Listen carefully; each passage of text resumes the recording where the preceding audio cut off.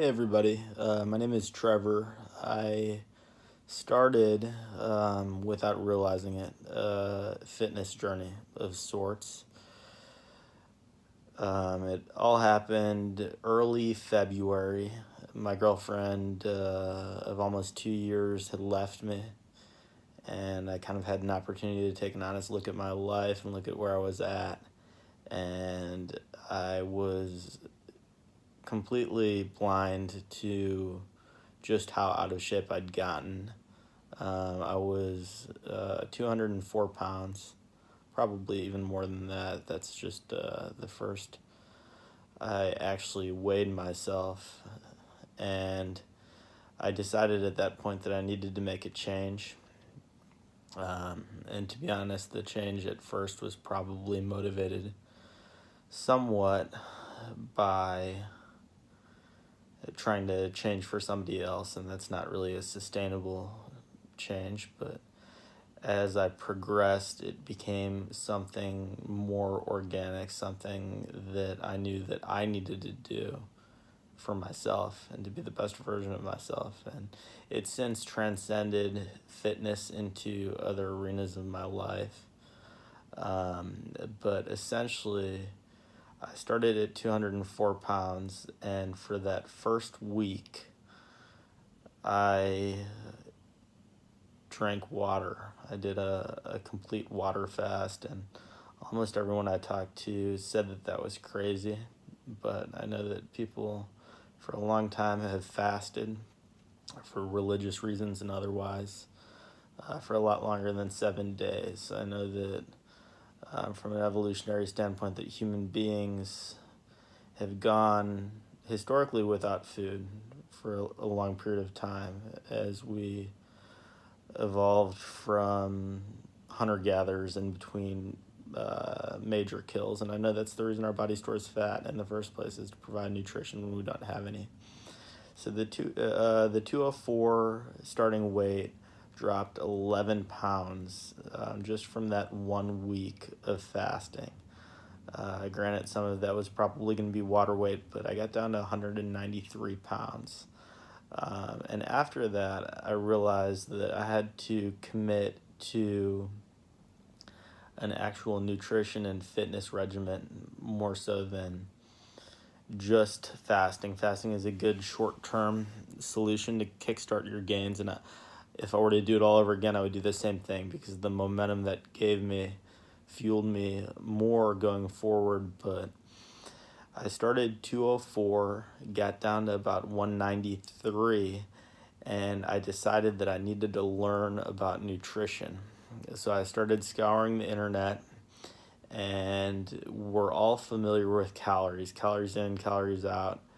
But I wanted to get deeper than that, and I wound up discovering macronutrients, and more particularly if it fits your macros. And the idea of having a specified amount, not just of calories, but of carbohydrates, fat, protein that you take in on a daily basis.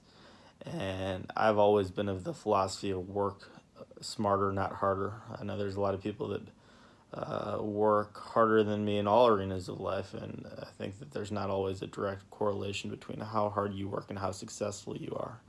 So what I did was I went out and I bought a book. And I think I got a little bit lucky with the first book that I bought. It was a book called Keto Clarity, which gets into the ketogenic diet. And I want to explain the principles of the ketogenic diet because I went on to lose going on 30 pounds in only about 45 days.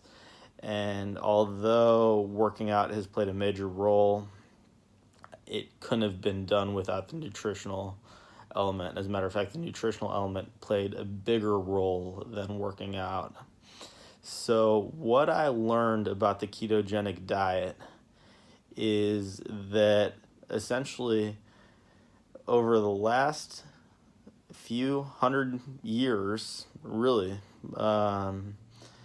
as people have become extremely prosperous relative to how they normally were historically before really Western civilization, there's been a new crop of diseases that have basically come up out of nowhere.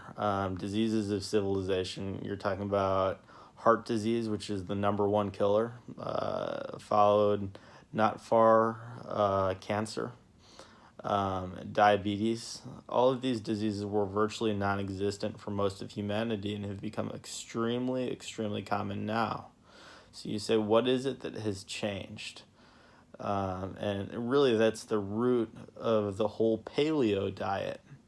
And I learned that there's a lot of crossover between the ketogenic diet, which is a high fat, moderate protein, low carbohydrate diet, and a paleo diet. And I learned that because I learned that the biggest shift that we've had as humans in our diet recently has been a shift to more carbohydrates, particularly processed carbohydrates. But I learned more than that, that everything that I thought I knew about nutrition was wrong. Everything I was told about nutrition, about grains being on the bottom of the food pyramid, and that's supposed to be the staple of a diet, that was all completely dead wrong.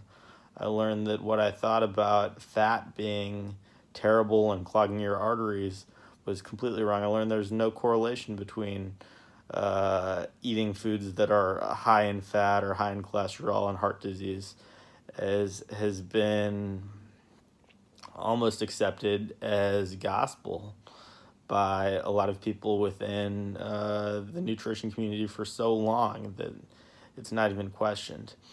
But anyway, the crux of it is I learned that your body is like a flex fuel vehicle, right? It can run on multiple sources of energy, but really only two. Your body is either running on glucose, which is sugar, or your body is running on fat. Really, there's no in between.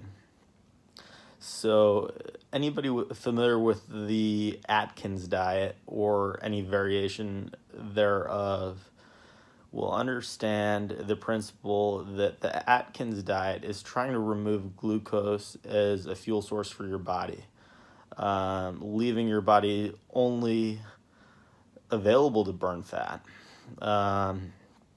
And as such, you have to avoid foods that turn into glucose. And the most obvious one is carbohydrates. Carbohydrates are turned almost instantly into glucose in your body. But what a lot of people don't realize, especially in the fitness community, protein is so important that people just think that there's not a such thing as too much of a good thing. They think protein is good, get all the protein you can.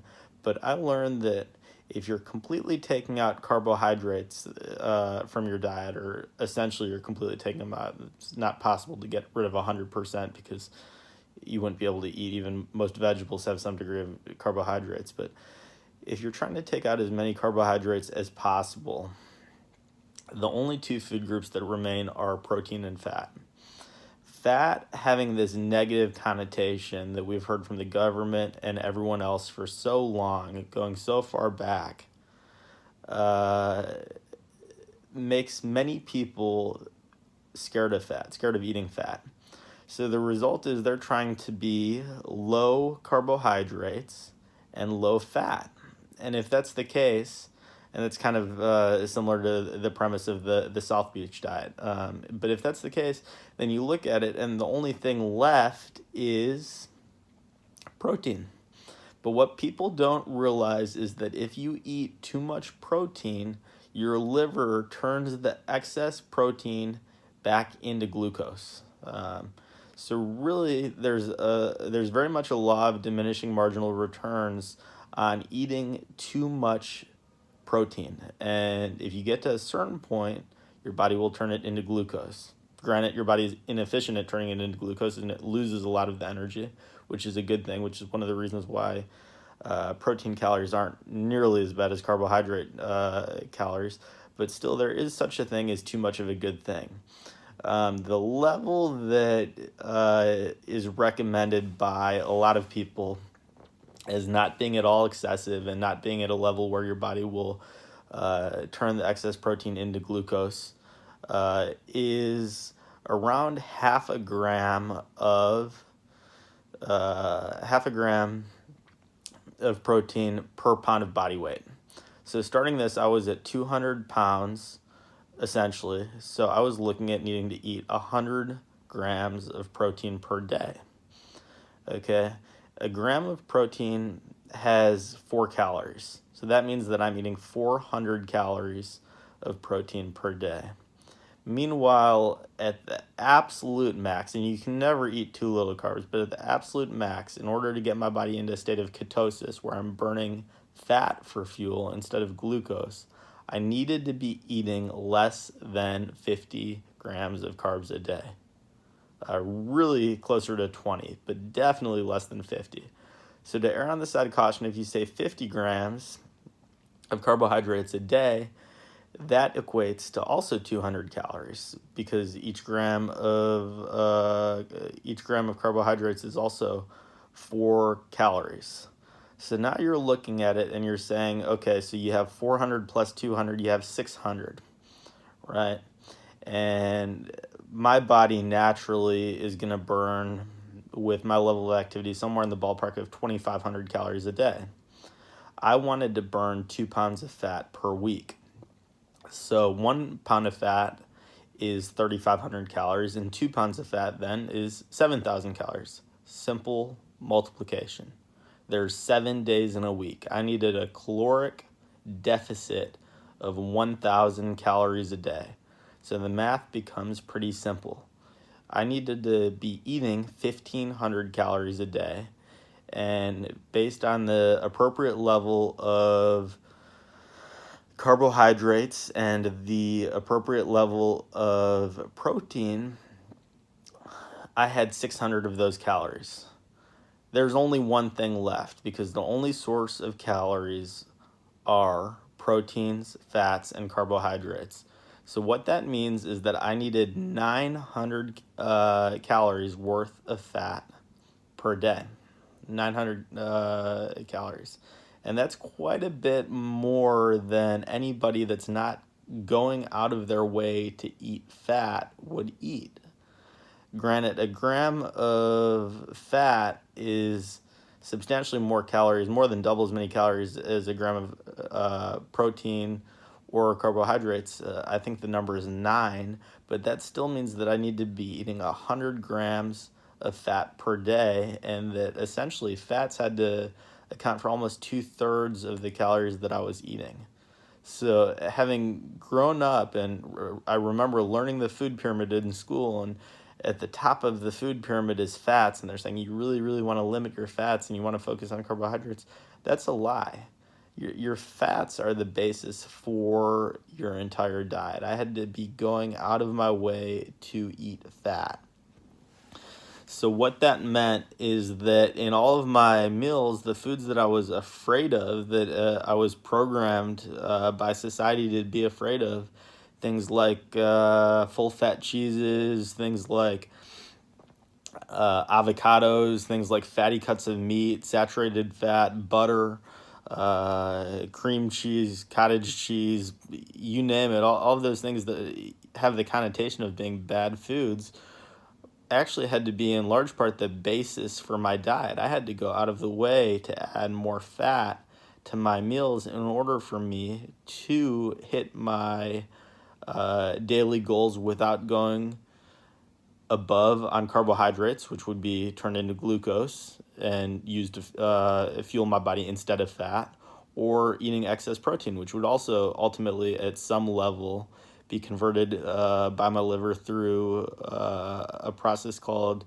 I think it's neoglycogenesis. It literally means your liver is creating new glucose.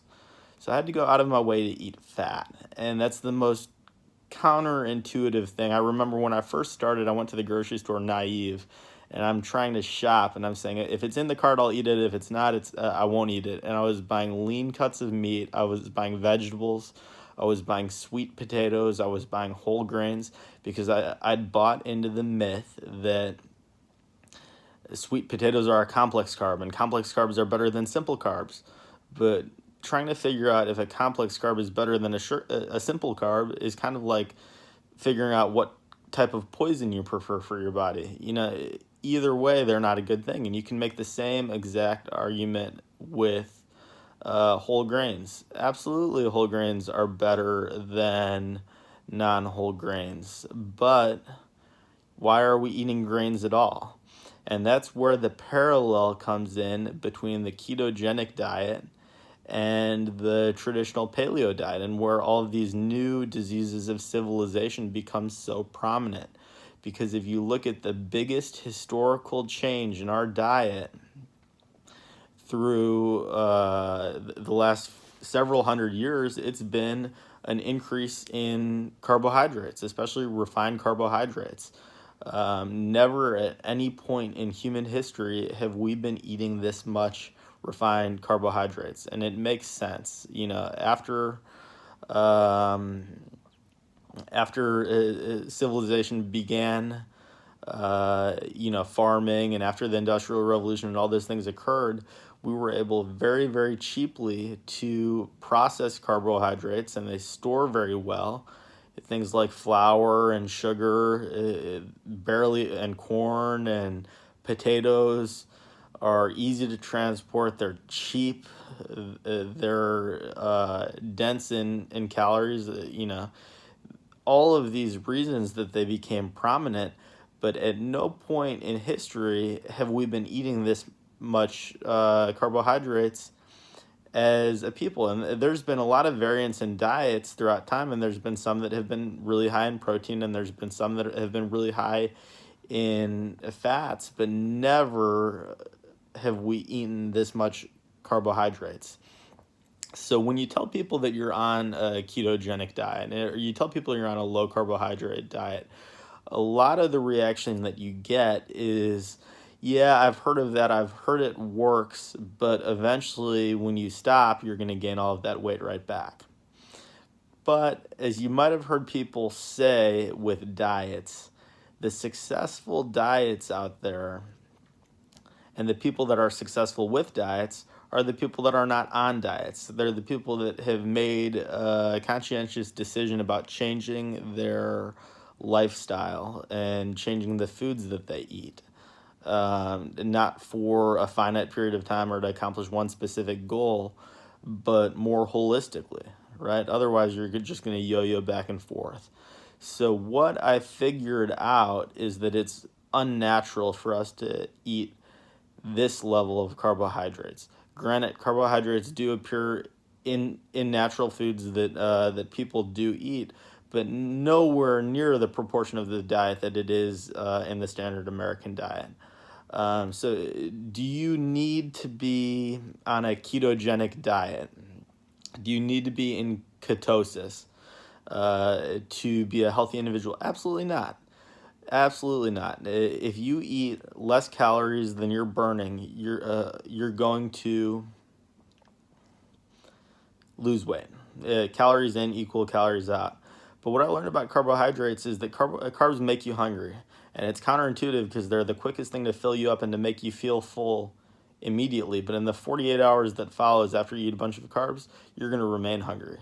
Versus if you fill your cravings with fats and with proteins, your hunger is going to be at a much more sustained level. And that makes sense from an evolutionary standpoint as well, because our bodies aren't used to evolutionarily processing such dense foods like the refined flour and wheat are so dense in calories relative to the amount of food. If you made the comparison to a green leafy vegetable like spinach or kale, you would have to eat such an enormous quantity of those green leafy vegetables to get the same amount of calories as you would from a small amount of refined sugar or refined flour, that it becomes very, very, very easy to overeat those carbohydrates, and they continue to make you hungry. So that's why I decided to go ketogenic. I am convinced that whether or not you want to be ketogenic or not, everybody would benefit from eating drastically less carbohydrates. I think that that's almost an established fact. And I think a lot of people would benefit also from losing their fear of fats, because the truth is, if you want to cut carbohydrates, you have to eat more fat. You can't just replace it all with protein, or your liver's going to turn it into glucose, and you're going to be avoiding one thing and getting that exact same thing through another process, right? You're going to be getting that excess glucose through your body, turning it into through your body turning that excess protein into glucose. And aside from that, fat is fucking delicious, right? I mean, I'm eating some of the best food. I'm eating steak, I'm eating short ribs, I'm eating any type of fish, I'm eating avocados, I'm eating eggs. I'm not eating eggs and taking out the yolks. I'm eating all of these vegetables that you might not like, but if you douse it in enough butter and salt, which I know that sounds to everybody like it's unhealthy, but it's not. If you douse it in enough butter and salt, it's delicious, right? So I'm eating better food. I'm eating food that I enjoy eating, and I'm viewing it as a lifestyle change as opposed to just a diet. I'm not planning on ever going back to eating the standard American diet.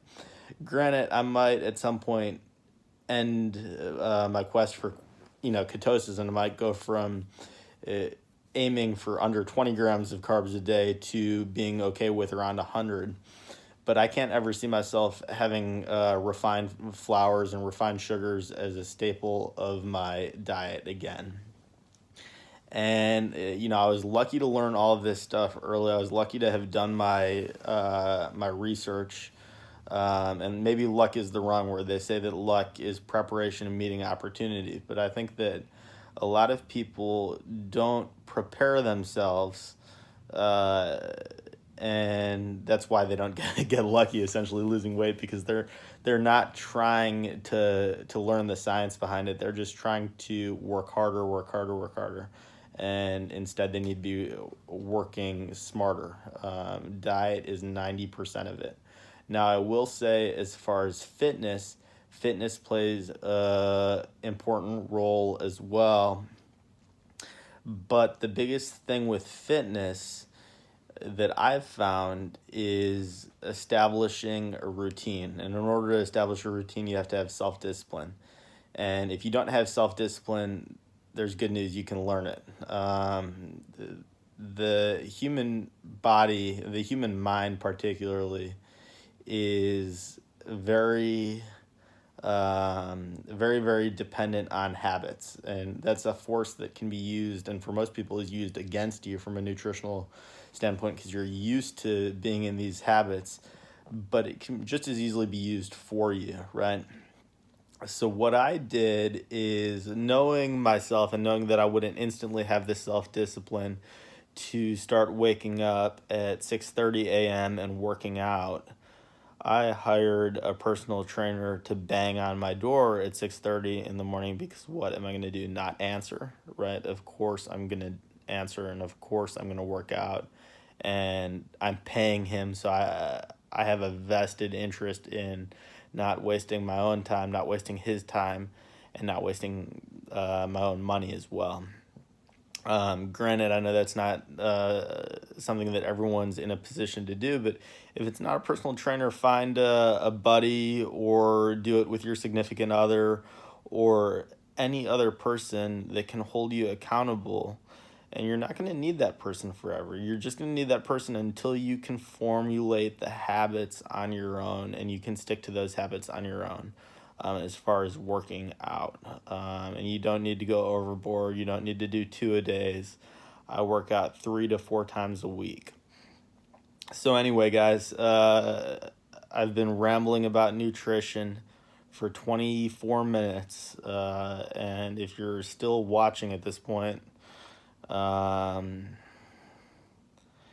you might be wondering what gives me credibility. Am I some sort of fitness guru? No, I'm absolutely not. I'm closer to where I started than where I'm going to end. As of this morning, I was 177 pounds, and I need to in order to get to around a 13% body fat percentage, which is what I'm going for, I need to get around, probably honestly, around 155 pounds. So I certainly have a ways to go. I have 22 pounds to go, but the crazy thought is that I've lost 30 pounds or about 30 pounds, 27 pounds, 28 pounds in the course of 45 days. And I've done that with this exact information that I'm providing to you guys, and I want to inspire other people to do the same thing, because it's just a crazy thought to me that to get to 13% body fat, that I'm more than halfway through the journey at 45 days. That's insane. I was like fucking incredibly fat, and I didn't realize it at all at the time.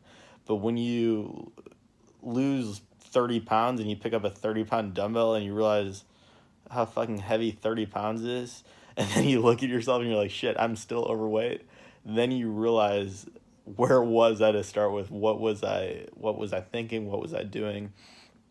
And guys, there's an element of complacency that a lot of us have. A lot of us have it because we have our priorities elsewhere. Maybe our priorities are with our job. I know that was certainly the case for me. I work in the car business, so I always work a lot of hours. Maybe we're complacent because we're in a relationship. I think this is especially true for guys. You get in a relationship, and as men, a lot of our motivation, especially for being in good shape and that sort of thing, is directly correlated with wanting to be able to go out and attract females. And there's just no necessity to that when you think that you have what you need. But in all aspects of life, what I've learned, and this really is not just nutrition, this is all aspects of life, you are either growing or you're dying, right? So intellectually, if you go to school for 22 years, you get your bachelor's degree, congratulations.